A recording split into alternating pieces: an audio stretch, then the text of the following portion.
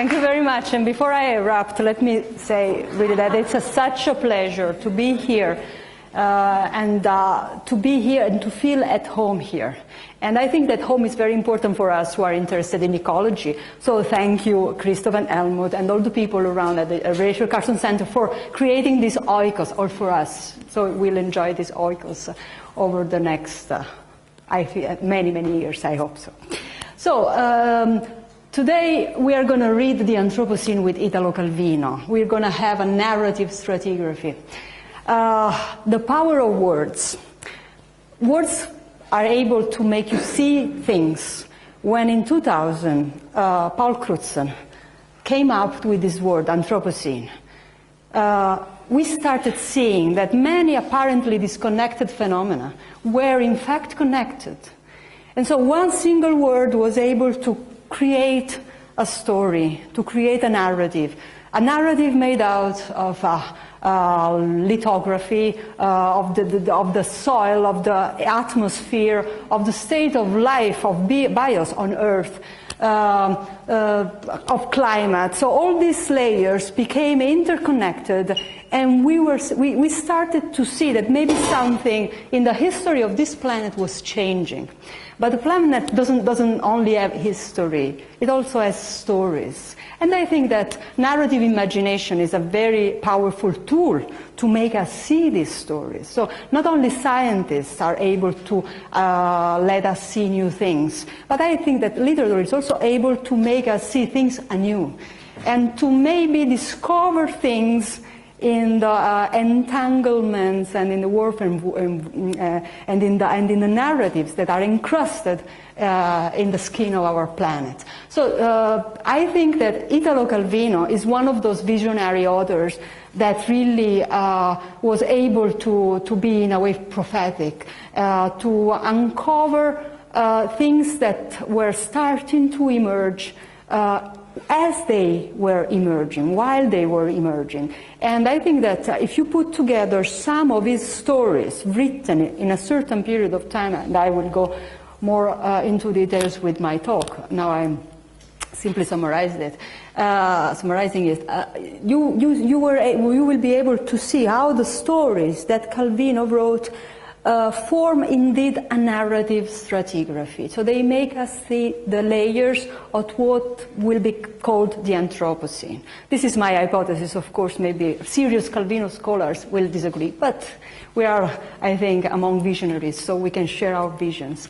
So I think that it's highly possible that many of you haven't heard about Italo Calvino. I am not scandalized. So for those who have never heard this name, Calvino is one of the foremost scholars of the foremost writers of the 20th century. Right? It happened to be Italian, but this is only a minor detail because what he wrote is universal, is cosmic.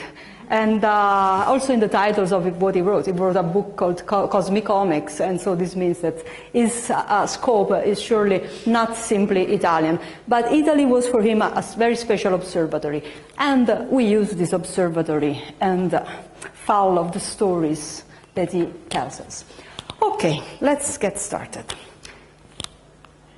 Imagine, all right, this doesn't work, all right, okay. Why doesn't it? Okay. Imagine Italy at the end of the 1940s. Imagine a northern city, one that has just emerged from war. Streets with uneven pavements are what you see in this black and white landscape. Courtyards with kids playing games, old working class houses, rubble, barracks. In the city's downtown, you see local markets, horses drawing carriages and people, women carrying bags, men in work clothes, scattered dogs, and again, children. There were few cars in the streets downtown, but there are scooters and tramways. What you mostly see, however, are bicycles. Bicycles everywhere, outside factories and churches, leaning on brick walls, heavy iron bicycles rolling on the bumpy roads against the grey sky. Not particularly clean is this city, and the air is thick and dirty because the factories, after the war's break, are finally getting back to production. There is nothing more remote from the idea that a new geological epoch might have begun than these fragments of a resilient Italy.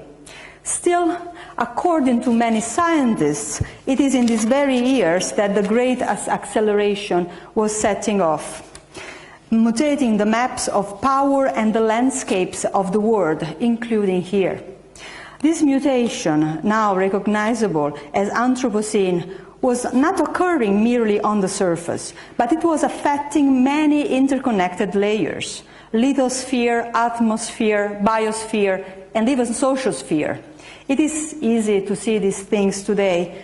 Geoecological records indeed shape a story that is always readable post factum. But what if literature is able to follow the episodes of this story, not just after it is made, but also while it is in the making? The more I read Italo Calvino's early works, the more I have the feeling that long before Crutzen and Sturmer, he understood that something was happening in the fabric of the world. The short pieces and novels he wrote from the second half of the 1940s to the early 1960s might indeed provide a narrative stratigraphy of the Anthropocene at the time of the Great Acceleration, following its parable from a very specific observatory, Italy. So if apocalypse means revelation, Calvino's creative dealing with the material world is therefore apocalyptic. In the real sense, emerging and evolving along with the landscapes of the Anthropocene that stratify over and within the peninsula's bodies. To understand how this narrative stratigraphy is possible, we first have to delve into the strata of the Anthropocene, or better, into its extraordinary strata, as Ian Zalasiewicz, whom you all know, has called them.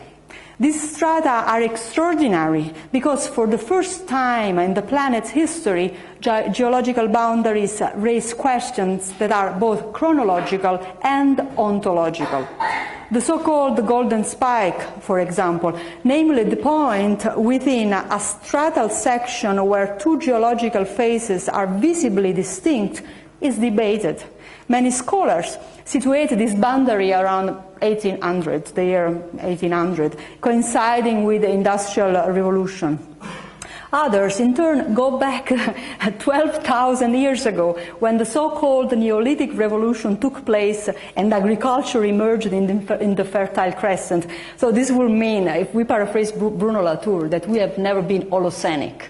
Right. So if the Holocene started 12,000 years ago or 10,000 years ago, if it is true that the Anthropocene also coincides with this period, this means that Holocene never existed. So probably, however, the most credited stance, and this is Zalasiewicz's opinion, is that we should start counting from 1945-1950, a period marking, I'm quoting him, the spread of radionuclides from atmospheric nuclear weapon tests and the skyrocketing increase in the use of natural resources and the emission of pollutants known as the Great Acceleration.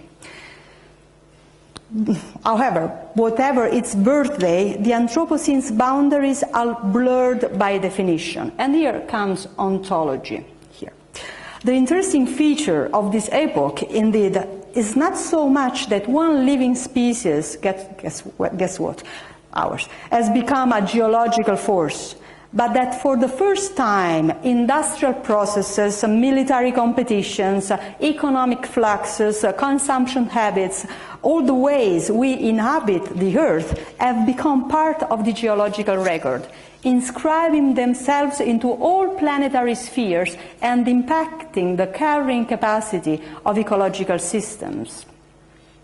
The extraordinary strata of the Anthropocene are thus together physical and cultural, Unlike ever before, human activities are readable in ice cores, and scientists are faced with the appearance of post-geological rocks, such as, and I'm quoting Zalasiewicz again, enormous city structures that make up the urban strata and novel materials such as plastic and aluminum, and the extraordinarily diverse technofossils into which they are shaped.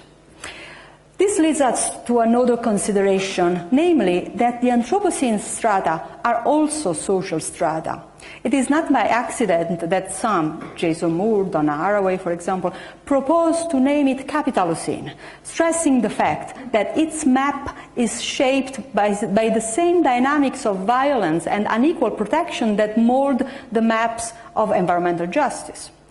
As another RCC's friend, Marco Armiero, suggests, we might well say that we are all on the same boat, but the truth is that on this boat, not all of us are first-class travelers. Class matters in the Anthropocene.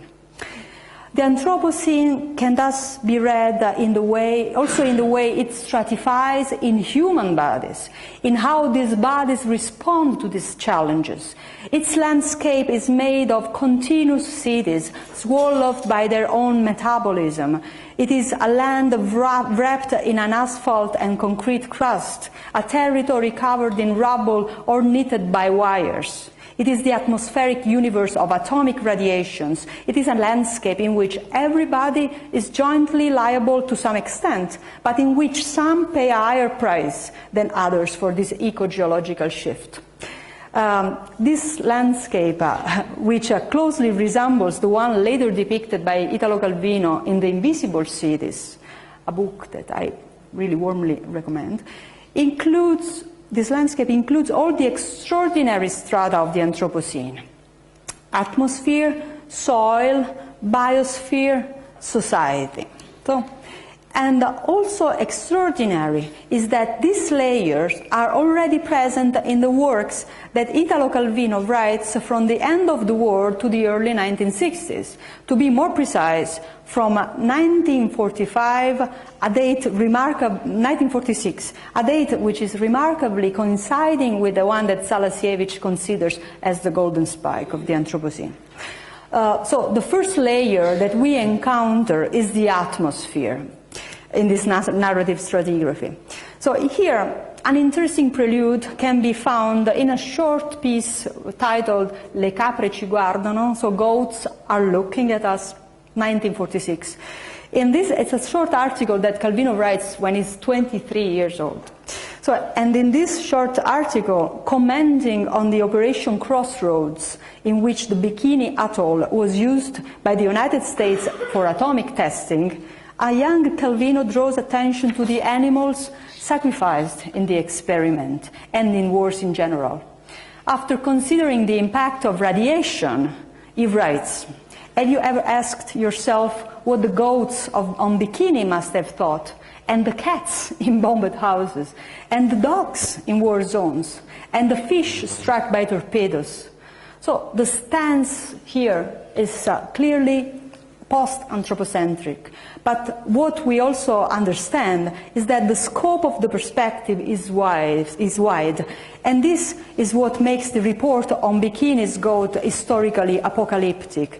Providing a large-scale setting for his Italian stories, Calvino's article indeed entails, in a nutshell, the revelation of what will happen very soon to living species and to the global atmosphere in a landscape drowned by the interlaced dynamics of technology and power. And atomic radiation becomes a sort of obsession for Calvino, as we can see also for another quote, takes from a book that he writes over the span of 10 years, from 1953 to 1963. And it's a novel set in a hospital for mentally and physically disabled people. And often asking what is the human, he reflects about the human generations as they are impacted by atomic radiation. Let's just read the last lines. This risk is a path evolution might yet take if atomic radiation do act on the cells that control the traits of the species. So we are exposed by the risk which is multiplied by the number of the new snares, the viruses, poisons, uranium radiation. So uranium and atomic radiation, if we can single out some examples, but Calvino is sort of obsessed with this atomic, with the atom unleashed, we can say. So we can see all this with clarity in a very important novel that Calvino wrote in 1958. The novel is titled Smog. You know, smog is a contraction between smoke and fog, so it's very, I think that Torino is the perfect example for a novel talking about, for a smog-affected city. So in this short novel, Calvino tells the story of a journalist living in a northern industrial city swallowed by pollution. This anonymous young man, everything is anonymous, also smog is invading everything. So this anonymous young man writes for Purification, a pseudo-environmental magazine aimed at reassuring the population about the state of the air in industrial cities. So you see, greenwashing was already taking place in 1958, and Calvino is clearly describing how the information is manipulated as regards environmental topics. So the paradox of this journal is that smog is a ubiquitous presence saturating literally every corner, in and around the protagonist's body. If you read the novel, you feel yourself invaded and penetrated by smog and dust. So even more paradoxical is that the magazine Purification is published by the same multinational corporation that produces pollution, and whose goal is to manipulate information about industrial pollution. Calvino calls the leaders of this corporation the owners of smog. The corporation is therefore responsible for a double, material and discursive pollution, an affront not limited to this unspecified city unquestionably modeled on Turin. In an incredibly prophetic passage, the journalist, whose article on atomic radiation, again in the atmosphere, has just been censored by the chief editor, says, "The cloud of smog now seemed to have grown smaller, a tiny little puff, a cirrus compared to the looming atomic mushroom. Every day my eye fell upon statistics of terrible diseases, stories about fishermen overtaken in the middle of the ocean by little clouds, guinea pigs born with two heads after some experiments with uranium, etc." In another passage, anticipating climate change, he adds, "The normal order of the seasons seemed changed.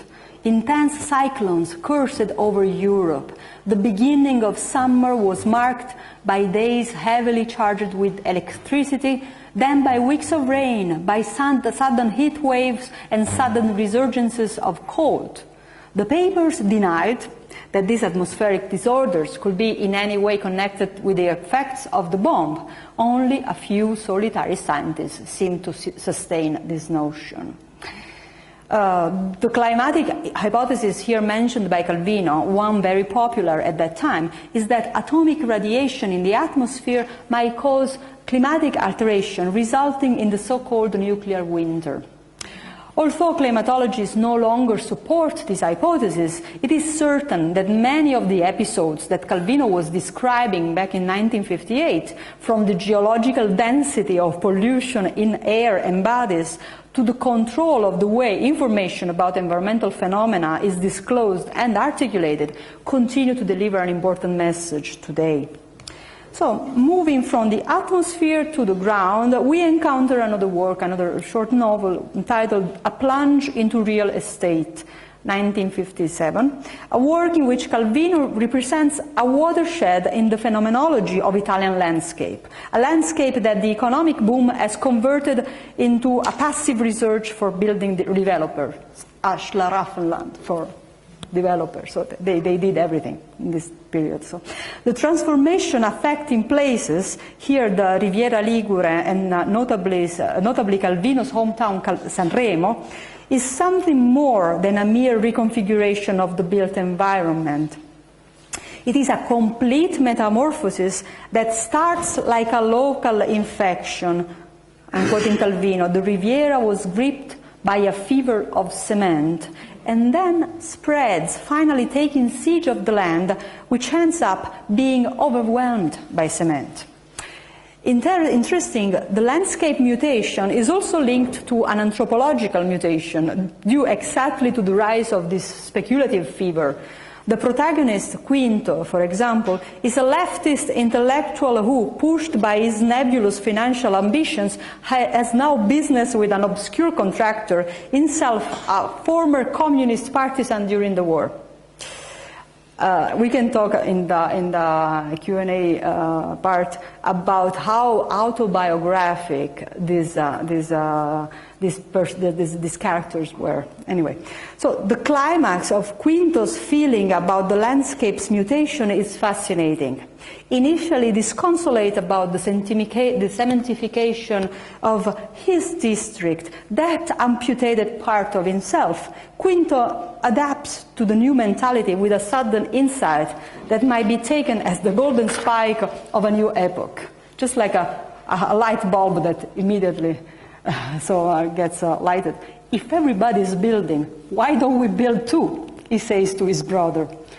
Oh no, my poor garden, cries their mother, who is a botanicist. And actually, Calvino's mother was a botanicist.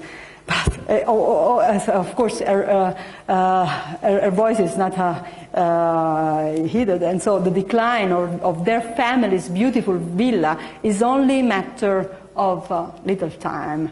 The villa will be devoured by ugly condos, and it's really sad. Recently, I found a real estate advertisement about Calvino's villa in Sanremo. It's being sold and converted into small apartments. So, if we want to make an auction and buy it, let's go.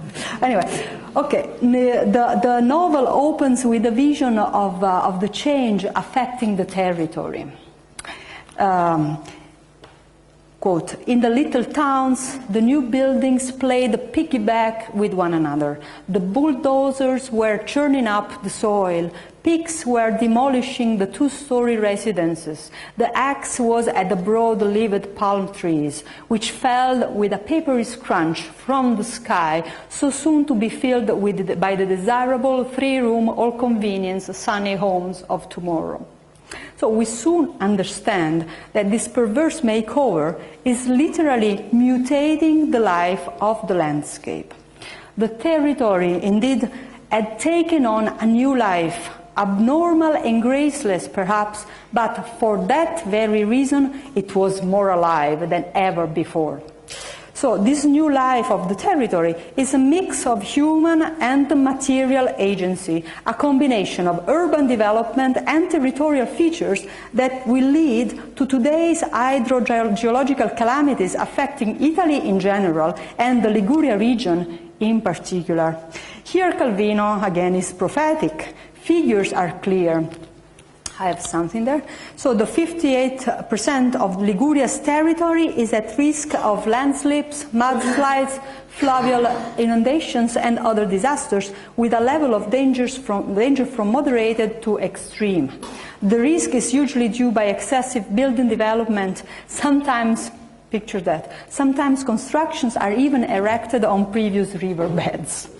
The water doesn't know that there is a building now, and whenever it rains very hard, it goes back to the riverbed. So, combined with the effects of climate change and territorial seismicity, this disorder has become one of the major causes of social distress. So it is clear that the territory is a political agent in this respect. So in addition to that, the urbanized surface of Italy has grown nearly 5 times, from 1956 to 2001.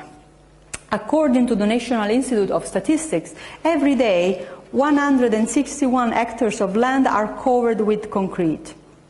So you see, I have put some figures, and in parentheses I have put figures followed with this, by this SF.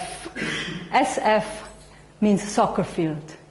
So I know Italians try to measure things in terms of soccer field. So I found which is the average proportion, the average dimension of a soccer field, and I found that it is, if you want to know that, 1.7 acres at hectares, and so I made the conversion. So you can find the data in the slide. So whether legally or illegally, this trend is inexorably continuing, with Liguria leading the list. It is the most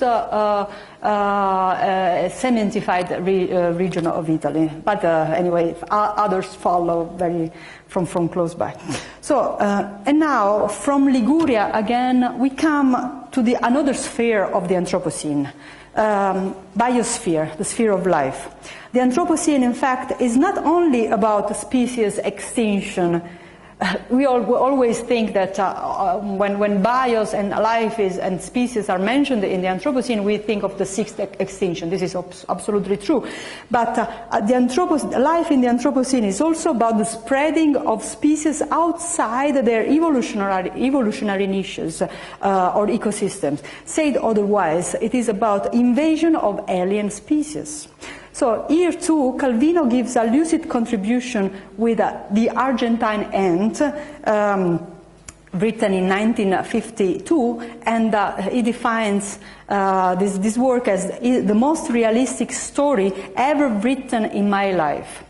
The novel, Calvino specifies, describes with absolute precision the situation of cultivated lands in most part of the Riviera, invaded by Argentine ants. So you can see that there is a little distance between Argentina and Liguria. So the arrival of Linepithema humile, a small ant native of the Paraná region and ranking among the world's 100 worst animal invaders, was indeed a plague tied to the very fortune of the Riviera, where the import-export of plants was one of the main revenue sources. The invasion started around 1920.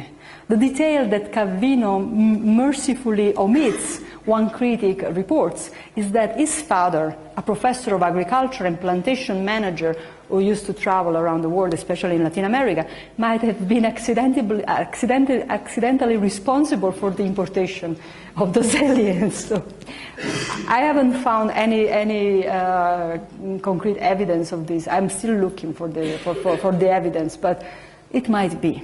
Mario Calvino, his father, imported so many plants. Maybe there were guests. Anyway, the novella develops in a crescendo of anxiety from the discovery of these tiny black spots to the sense of powerlessness that their uncontainable presence inspires. Suddenly, what seemed firm and predictable, home, reveals its alien face. Threatened by their own domestic environment, the protagonist and his family find themselves face to face with an enemy like fog or sand, against which force was useless. Force also includes chemistry, so they tried everything, but it was an enemy like fog or like sand. How can you manage it? So, like in a dark ecology story a la Timothy Morton, we see the transformation of a familiar landscape into an eerie place, a strange stranger. Home literally becomes unheimlich.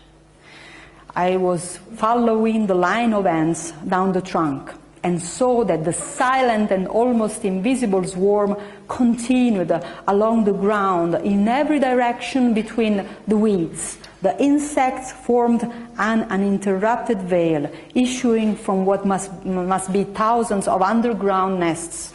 In certain places, there was a guarding crust of ants stuck together like the black scab of a wound. So the invasion is clearly an epitome of how life interacts with geology in the Anthropocene. And this is terribly true. because with a super colony spreading from Liguria to Portugal, Linepithema humile, the Argentine hen, transforms the underground of a huge portion of Mediterranean lands, as it also does in other parts of the world, from Australia to California. So you see, the blue part is the Paraná region, and from there the Argentine hens originate. But all the red zones, these spots are actually zones of invasions. So you can see that there is a super colony from Liguria to Portugal. So Calvino was sort of sensing that something was going on. So these colonies constitute an actor of what geologists call bioturbation, a process through which living organisms affect the substratum in or on which they live. In principle, there is nothing wrong with this. Also, so many animals do that. Underground landscapes co-evolve with their biological residents. In Linepithema's case, however, the point is that its bioturbulent presence has not co-evolved with the local ecosystem, being rather a side effect of human intervention. So you can see that this is actually a problem. But now we are approaching the fire layer of this narrative stratigraphy, and it is the social sphere. We can find this layer described in a very famous, maybe one of the most famous novels written by Calvino, Marcovaldo. It's a sort of mandatory reading in Italian elementary schools. But it's incredible, because now I will tell you something that will make you understand that maybe this is not a reading only for children, but maybe also for us who are not children anymore. We are adults. Anyway, so here in this novel, all the issues mentioned so far come together: industrial pollution, exaggerated urbanization, transformed natures and resources, pervasive alien agencies. So, in a world whose emblem is the factory, nature can only emerge in hybrid or metamorphic forms: city mushrooms, chemical fish, poisonous rabbits, mutant plants, and so on. Also stubborn cats. It's a very, very nice chapter, but anyway. But these stories, the story of Marcovaldo, also pose an important question. And this question is this: who is the anthropos of the Anthropocene? So does this collective, disembodied concept also involve the poor, the vulnerable, the subaltern subjects? A book apparently destined for children and dressed in irony, Marcovaldo makes clear that the epoch of the human is above all a class issue, thus qualifying as Calvino's most unequivocal environmental justice work. The protagonist and his family display all the features of environmental justice discourse: social marginality, poor health due to poor environmental conditions, labor exploitation, malnourishment, poverty, frustration. So in a scenery where the city is, and these are Calvino's words, an agglomerate of synthetic matter that confines Marcovaldo's days, and of course, even the fish taken by his children, where the river is more blue, are contaminated by a factory's chemical dumping. The message is clear: there is no free lunch in nature, and even less in the industrial city if you are poor. That Calvino treats these topics using the comic mode does not change the fact that he is describing a tragic reality. This is indeed an industrial reality experienced by an immigrant. Marcovaldo is an immigrant. We don't know where he's from, but anyway, he's an immigrant, lost in a sooty landscape of mineralized humans, confirming that, and quoted Jeffrey Cohen, the carbon embedded in geological strata is our newest mode of autobiography. Therefore, the nature Marcovaldo encounters in the city, the subtitle is Marcovaldo or the seasons in the city. So, and he looks for nature. The nature that he and Marcovaldo encounters in the city turns out to be I'm quoting Calvino, a mischievous, counterfeit nature compromised with artificial life. This compromise is the essence of the Anthropocene, here embodied by the city as a setting as at once typically Italian and globally unspecified. But if the Anthropocene is both a landscape and a discourse, Marcovaldo is not only a historical and sociological reflection on Italian and global landscapes, on the Italian and global landscapes of the economic boom. It is also a reflection on the human, on its environmental porosity and its ecology of mind, on the human-non-human relationship, and on the hybrid forms that the human itself takes on in epochs of change. Okay, we are approaching the end. The narrative stratigraphy of the Anthropocene I have attempted to sketch, I hope convincingly, but anyway, temporarily stops around 1963. But imagine Italy half a century later. Imagine that northern city today, because it is from there that I'm coming to you today. The streets are no longer so uneven. Asphalt covers these once bumpy pavements, and it is here to stay, a tarmac memo for the next millennium.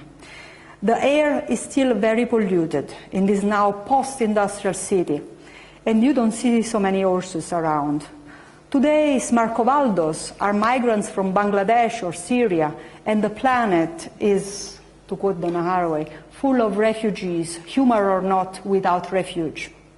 Still, despite the levels of particulate matter in the atmosphere, you see bicycles, you see fewer plastic bags, fresh locally grown vegetables in the resurfacing local markets. Little by little, you see awareness rising, even as more layers and rubble accumulate. The Anthropocene revealed, whether by literature or by this bodily text we call the word, means that some people are starting finally to decipher this landscape and its stories. Little by little, one by one, new stories will be written in this landscape, enabling new stratigraphies to come, possibly on the Anthropocene script itself. Because this is the challenge, to make the stratigraphy of this epoch as thin as possible in the history of the Earth. Thank you very much.